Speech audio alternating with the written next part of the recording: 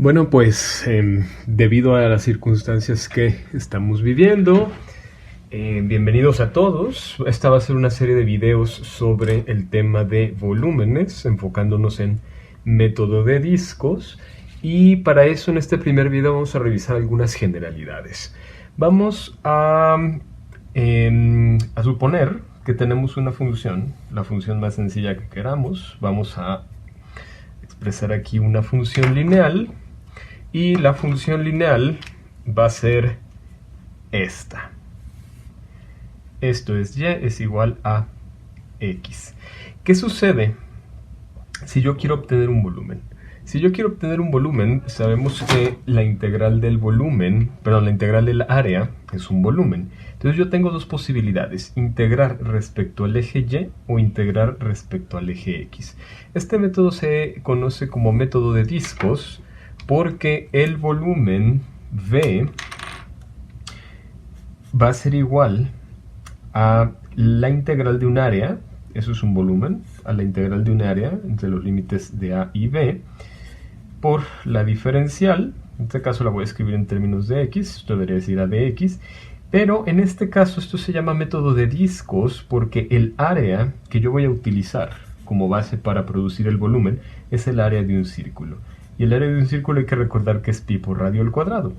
Entonces esto ya se empieza a reescribir como la integral de A a B de pi por radio al cuadrado por la diferencial del radio en este caso. Pero aquí hay que entender que el radio va a ser la función. O no necesariamente la función más menos algo si desplazo el eje de rotación, pero sí es necesario comprender que ese radio va a ser la distancia que existe entre el eje de rotación, que en este caso si mi eje es el eje y igual a 0, si yo quiero rotar sobre el eje x, entonces esto de acá será mi radio. Y hay que entender que las alturas, en este caso, estos radios, pues van a ser iguales al valor de la función, que en este caso es y es igual a x.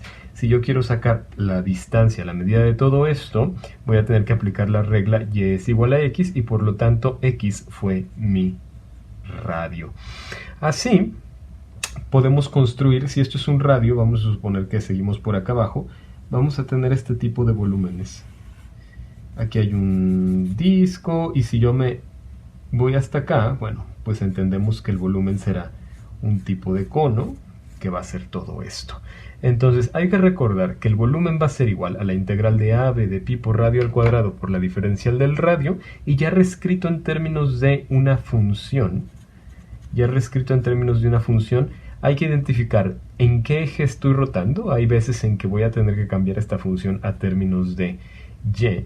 No es el caso. Si yo lo quisiera rotar sobre el eje x, sobre y igual a 0, entonces mi volumen sería igual a pi, que es una constante que puedo sacar de la integral, por la integral de los límites de a b de la función de x por dx.